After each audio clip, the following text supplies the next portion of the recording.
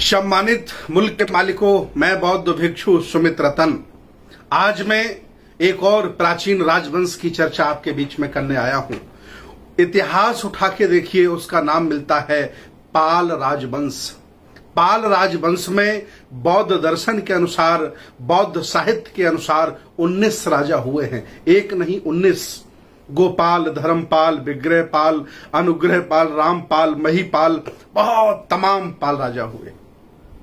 पश्चिम बंगाल से लेकर के कन्नौज से लेकर के थानेश्वर, थानेश्वर से लेकर के जालंधर तक इन लोगों का शासन था। इस दौरान जितने भी आक्रांता आए, इन लोगों ने उनको पटकनी दी और बाहर निकालने का काम किया। ये सभी राजा श्रमण संस्कृति के पुरोधा थे। ये सभी राजा बुद्ध के अनुयायी थे। ये सभी राजा श्रमण परंपरा के मानने वाले थे। ये सभी राजा समता में विश्वास करते थे। आज पाल वंश के लोगों को गडरिया कहा जाता है, धनगर कहा जाता है, बघेल कहा जा सकता है, और अलग अलग राज्यों में अलग अलग भाषा में अलग अलग नाम हो सकते हैं। लेकिन मैं आपको बता दूं, ये राजवंश भारतीय इतिहास में सबसे स्वर्णिम राजवंश है।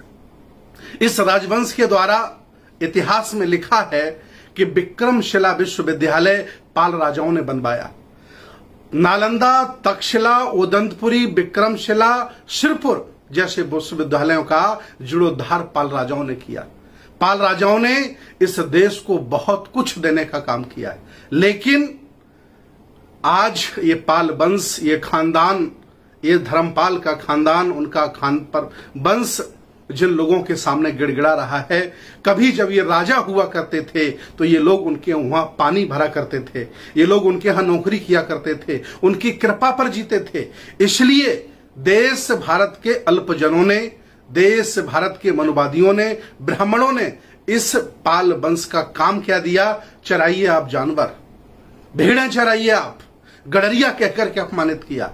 मैं आह्वान करता हूं इस राजवंश से, आप अपने आप स्वाभिमान जगाइए, इतिहास पढ़िए, 19 पाल राजाओं का इतिहास पढ़िए। अगर आपके पास नहीं है तो हमसे संपर्क करिए, मैं आपको इन राजाओं का इतिहास उपलब्ध कराने की जिम्मेदारी लेता हूं। और मैं, चूंकि आपने इस देश को संभाला है, इस राष्ट्र को बेहतर बनाया है, इसलिए मैं चाहता हूं कि आज फिर ऊर्जा इकट्ठी करिए, बुद्ध की संस्कृति को धारण करिए, श्रमण परंपरा से जुड़िए, छोड़िए इन आडंबरों को, छोड़िए इस मनुवाद को, और आइए मैं आह्वान करता हूं, इस देश को संभालिए।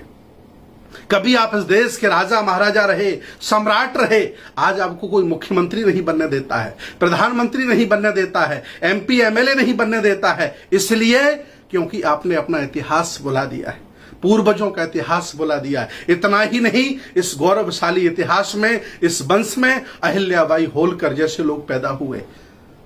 अहिल्याबाई होलकर के घर में जब कोई पुरुष नहीं बसता है तो अंग्रेज उसे कैद में रखना चाहते हैं, उसे पकड़ना चाहते हैं। लेकिन अहिल्याबाई होलकर ने कसम खाई थी कि कभी भी गोरे ये मेरे शरीर से हाथ नहीं लगा सकते हैं। युद्ध में लड़ी, हजारों अंग्रेजों को मारा, और जब लगा कि हम गिरफ्तार हो जाएंगे तो अपनी ही कटार से अपनी हत्या कर ली, अर्थात इस वीर गति को प्राप्त हो गई, शहीद हो गई। ये अहिल्याबाई होलकर है, इसी खानदान का मान सम्मान है। इतना ही नहीं, आगे चल करके पेरियार रामास्वामी नायकर इसी खानदान में पैदा हुए, और उन्होंने ढोंग को, पाखंड को उखाड़ के फेंका। आज भी उनके खानदान के लोग तमिलनाडु की सरकारें चला रहे हैं।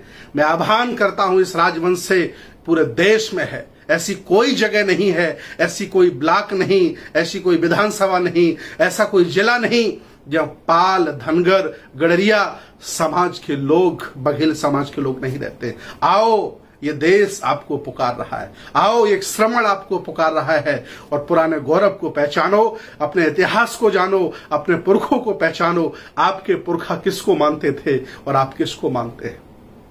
क्या खूबी थी आपके पुरखों में कि देश के सम्राट हो गए, और क्या आपने गवा दिया कि आज भेड़ों बकरियां चराने की नौबत आ गई?